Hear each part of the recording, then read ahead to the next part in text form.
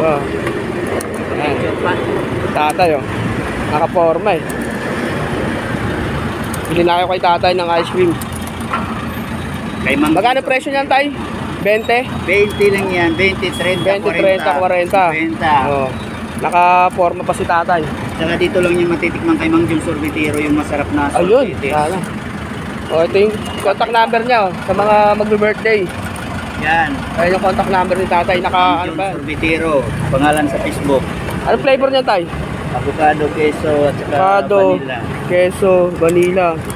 Oh, nakaporma si tatay oh. Oh. Ganyan dapat ang mga nagka-ice cream. Nakapang ano.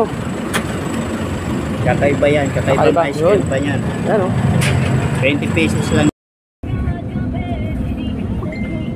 Sarap ng ice cream oh. Mga gustong mag-ano kay tatay. Diyan yung number. Oh, yeah, tatay. Kontakin nyo. Sarap.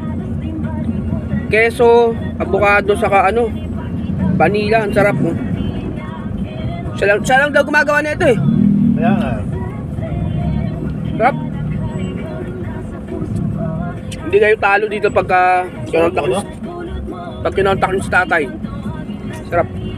Oo, kapag gawin mo sa ano, birthday yan.